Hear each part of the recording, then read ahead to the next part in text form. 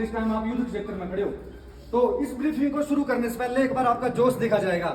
तो जोश देखने के लिए आप सभी में से कोई एक बोलेगा भारत माता की, बाकी सभी बोलेंगे जय। तो शुरू कीजिए। भारत माता की जय। भारत माता की जय। भारत माता की जय। भारत माता की जय। जय हिंद जय हिंद। जय हिंद जय हिंद। जय हिंद जय हिंद। मजा नहीं आया? भारत माता की जय। भारत माता की जय। भारत माता की जय। सर के लिए जोश एक बार क्लैपिंग हो जाए।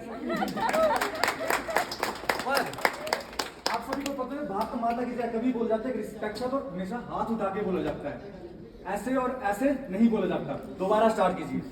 भारत माता की जय। भारत माता की जय। भारत माता की जय।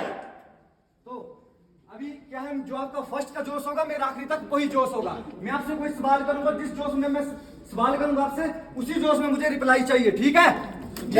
और शुरू करते हैं। क्या है सबसे पहले, कारगिल और सियाचिन गैलरी में मैं आप सभी का स्वागत करता हूं। इस गैलरी में आप सभी के सामने और मेरे पीछे कारगिल वॉर में चलाए गए सभी ऑपरेशंस के बारे में बताया गया है, और मेरे सामने तो आप सभी के पीछे सियाचिन की बर्फीली चोटियों पर इंडियन आर्मी के जवान किस तरह ऑपरेट और सर्वाइव करते हैं, साथ में इस्तेमाल होने वाले माउंटेन इक्विपमेंट के बारे में बताया गया है। और साथ ही सेंटर में रखे गए शोकेस में पाकिस्तान आर्मी के कुछ वेपन डिस्प्ले में, जिनको इंडियन आर्मी के द्वारा 1999 कारगिल वॉर में कैप्चर किया गया था। तो आइए अब मैं आपको कारगिल वॉर में चलाए गए सभी ऑपरेशन के बारे में इस मॉडल की मदद से बताऊंगा। ये एक टेरन मॉडल है। जैसा कि आप जानते हैं टेरन का मतलब होता है जमीनी इलाका। टेरन मॉडल का इस्तेमाल किसी भी देश की आर्मी कोई ऑपरेशन लॉन्च करने से पहले अपने जवानों को उस इलाके के बारे में जानकारी देने के लिए या ऑपरेशन समाप्त होने पर डीब्रीफिंग के लिए करती है, जो अभी मैं आपको कर रहा हूं। यह मॉडल उस इलाके को दर्शाता है जहां 1999 कारगिल वॉर लड़ा गया। इस मॉडल का नॉर्थ एरो की मदद से दर्शाया गया है, और एक्चुअल नॉर्थ भी इसी दिशा में है।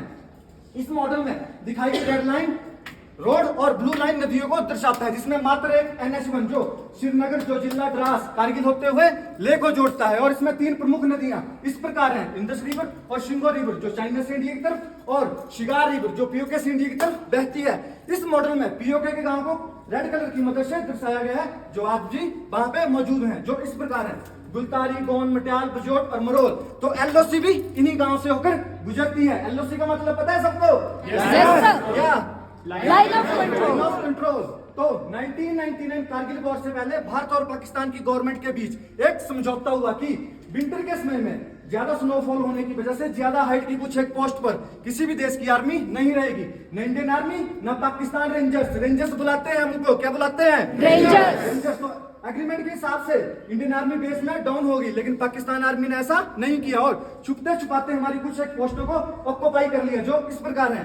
द्रास सेक्टर में तोरलिंग 0.5140, टाइगरिन और 0.4875, कारगिल सेक्टर में 5608 कक्सार और मजदास, और बटालिक सेक्टर में जुबेर हाइट्स, मुत्तोधारो, खालबार और यालदो। तो टोटल लगभग 134 किलोमीटर का एरिया पाकिस्तान आर्मी ने धोखे से ऑक्युपाई कर लिया था। पाकिस्तान को जितना ऑक्युपाई करना था वो कर चुका था, अब बारी थी इंडियन आर्मी की उसको रिकैप्चर करने की, जिसकी शुरुआत की गई 2 मई 1999 को बटालिक सेक्टर से, और फर्स्ट ऑपरेशन लॉन्च किया गया 15 मई को। तो इंडियन आर्मी को कैसे पता लगा कि पाकिस्तान आर्मी ने हमारी कुछ एक पोस्टों को धोखे से ऑक्युपाई कर लिया है? ध्यान से सुनिएगा। बटालिक सेक्टर में एक सिविल चारबा भेड़ बकरी चलाने वाला, जिसका नाम ताशी नाम गया, उसने मुत्तू तालो इलाके में कुछ एक सिविलियंस को लंबे चौड़े पठानी ड्रेस में बंकर्स बनाते हुए देखा। जब उसे यह यकीन हो गया कि ये इंडियन आर्मी नहीं है, तो उसने इसकी इंफॉर्मेशन बेस में आकर इंडियन आर्मी को दी। खबर सुनते ही इंडियन आर्मी ने 4 जाट रेजिमेंट की 11 जवानों की पेट्रोलिंग टीम तैयार करी, जिसके कमांडर थे कैप्टन सौरभ कालिया। कौन थे? सौरभ कालिया। सुना नहीं आपने? कैप्टन सौरभ कालिया। टीम इस इलाके में पेट्रोलिंग के लिए गई, लेकिन वापस नहीं लौटी। जिसके बाद इंडियन आर्मी ने इस इलाके में एक ऑपरेशन चलाया, जिसका नाम था ऑपरेशन सफेद सागर। ऑपरेशन सफेद सागर, इस ऑपरेशन को नाम इसलिए दिया गया क्योंकि ज्यादा हाइट होने की वजह से ये ऑपरेशन इंडियन आर्मी और इंडियन एयर फोर्स का ज्वाइंट ऑपरेशन था। इंडियन आर्मी और इंडियन एयर फोर्स के द्वारा हमारी जितनी भी जगह, जमीन और पोस्ट को पाकिस्तान ने ऑक्युपाई किया था, उनको रिकैप्चर कर लिया गया। लेकिन खालूवार पोस्ट को रिकैप्चर करते हुए फर्स्ट 11 गोरखा रेजिमेंट के कैप्टन मनोज पांडे बहादुरी से लड़ते हुए शहीद हो गए, जिनको उनकी बहादुरी के लिए मरणोपरांत परमवीर चक्र से सम्मानित किया गया। नेक्स्ट था द्रास सेक्टर। द्रास सेक्टर में सबसे अहमियत वाली पोस्ट थी तोलोलिंग। जैसे कि मैंने आपको बताया, यहाँ से एक मात्र NH1 जो श्रीनगर, जोजिला, द्रास, कारगिल होते हुए लेह को जोड़ता है। अगर इस पे पाकिस्तान का कब्जा हो जाता तो जहां आज हम खड़े हैं वहां पे कौन होता? पाकिस्तान। कौन होता? पाकिस्तान। ऐसा होने देते नहीं। ऐसा ना हो, इसलिए टनलिंग को रिकैप्चर करना बहुत जरूरी था, जिसको रिकैप्चर करने में हमें लगभग 1 मंथ का समय लग गया, क्योंकि 0.5140 टाइगर ज्यादा हाइट होने की वजह से तो टनलिंग पाकिस्तान की निगरानी में था। इसको रिकैप्चर करते हुए हमारे सेकंड राजपूताना राइफल के 22 साल के कैप्टन विजय थापर बहादुरी से लड़ते हुए शहीद हो गए, जिनके द्वारा अपने माता पिता के लिए लिखा गया आखिरी खत इस बॉल पे लगाया, द लास्ट पोस्ट, पढ़ के जाइएगा।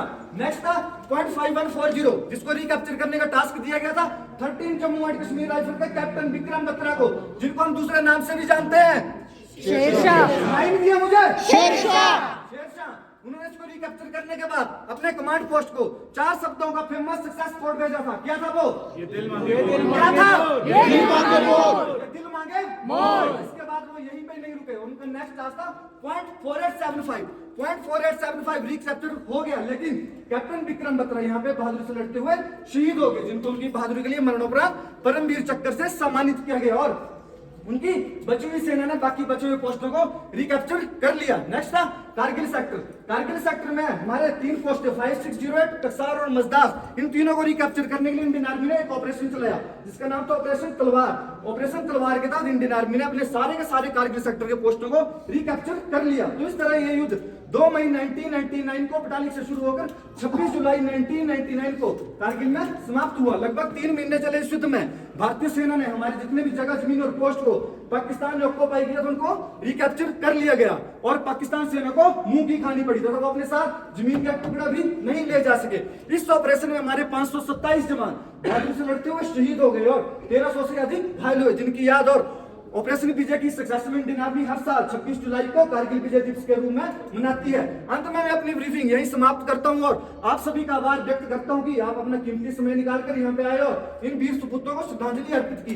जय हिंद, जय भारत। जय हिंद।